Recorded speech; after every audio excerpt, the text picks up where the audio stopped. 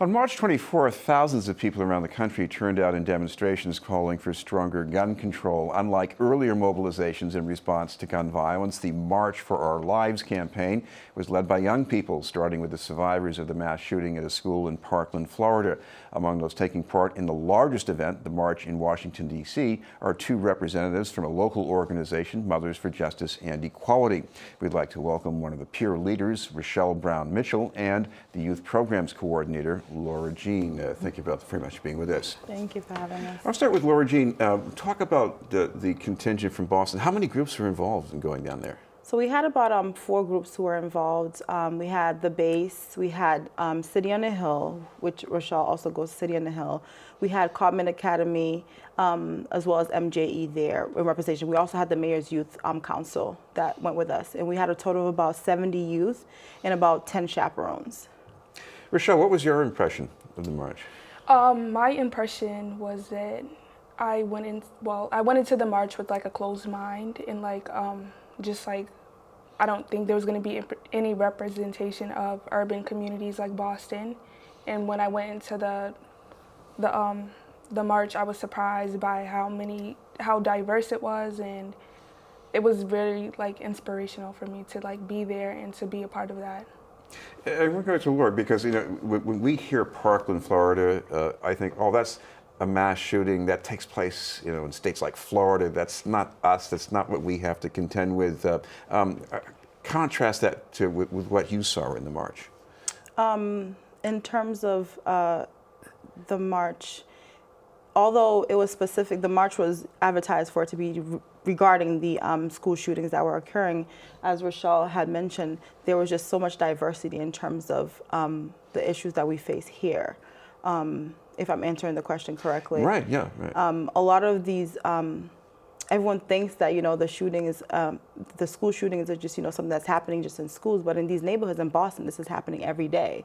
We work with youth who are affected by violence, if not once a year, sometimes even more. And all of our youth have been affected by gun violence, either losing a parent or losing, sibling or friends through violence. So it was just really amazing just to see everyone come together and to work towards one goal, and that's to work on the gun reform laws and to make sure that these elected officials who are in charge of making these decisions are actually taking full responsibility and making sure that we see a difference. What about that, Rachelle? What are the gun violence problems that you hear talked about the most often, where you go to school or in your neighborhood maybe? Well, one thing that we've heard constantly in the march and at school, we hear that it's easy to access a gun. It's easy to get a gun. There's not many regulations of getting a gun. Anybody could easily get a gun. So that's one of the main issues that we feel is with the gun control, changing that and having more regulation and more tests to make sure that guns are not easily accessed. Laura, what about the leadership in this march? Because that's another thing that made it different. What was your sense of what you saw in Washington? It was just, it wasn't just one specific leader. We had plenty of speakers that were there, but everyone who was there in a sense is a leader because everyone was coming from different parts of, the United States, from different, places, and they were all here for a common, goal, and that's to work against the guns. So in a sense, there was leadership from everywhere, and it had nothing to do with gender, it had nothing to do with sexual orientation, it had nothing to do with race. It just had something to do with just human rights and just caring about each other. So in a sense, everyone that was standing next to me, left, right, is a leader, and they were all fighting against, something that they feel is not right. Rachelle, you started as a leader even before this campaign. How did that happen? Well, for me, it's just being a part of Mothers for Justice and Equality, making a difference in my community by being a part of this program. I would say that I'm a leader because of that. And because not many youth are doing something productive after school, and just me being there and being a part of this program, being committed to the program is what I believe is. What do you do in the program? Well, we have a lot of seminars and workshops on a lot of different stuff like violence and trauma and Yeah. Laura, what about this long bus trip? Because I imagine that's a bit of a stretch, and you get down there for one day, but you come back the same evening. I mean, how do people handle that? I think we were just all really excited to just be leaving Boston and taking our fight that we do fight every day here in Boston through Mothers for Justice and Equality, and taking it and joining other organizations that are working toward the same fight to end violence in general.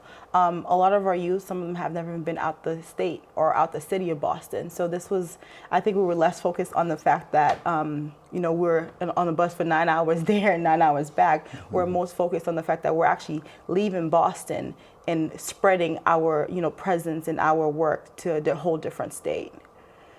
And Rachelle, what was that like for you? I'm trying to picture you in that huge crowd on Pennsylvania Avenue somewhere. What was that like? When you're looking around you, you're surrounded by that. What was that like? The march or the Yeah. bus? The march was, I don't know. The march was like, it felt good to be there, like being surrounded by there was a bunch of other people, but it felt good for me to be there. And like, I felt like good to be a part of something bigger and to be a part of this like fight for gun control, even though I didn't completely understand it. I want to ask you, you've had this experience, you've been doing this peer leader work. Where do you see yourself in your next step beyond this? Even just in school, where's this taking you think? I don't know. I feel like I'm going to continue to try to like expand on and like tell more people about like the gun control laws, and just like the people who didn't go from my school, the people who just didn't go at all from anywhere. I would feel like that it's like my job to spread the wealth and and to just tell them like what they missed and to enlighten them about like representation of the urban violence was there and we were represented well. Laura, what's the importance for young people to feel that they can sort of be in charge in a way? I mean, people, this isn't what they experience every day going to school. Right. What does that do to change them, you think? A lot of our youth, from working with them for a long period of time, is what we find and that they say is that adults don't care and adults don't really pay attention to them. Like we've had experience where we've walked into places and I've allowed them to go and advertise something and they didn't believe them. So I had to step up and go talk to them. So them being able to go to this march and actually being part of something greater is in a sense them gaining their confidence. And this march was led by youth.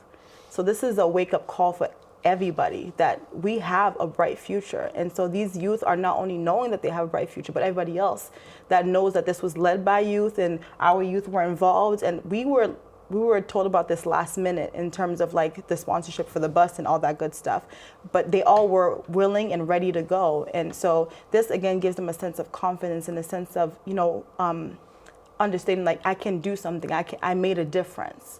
And so we just got to continue that momentum and continue that work.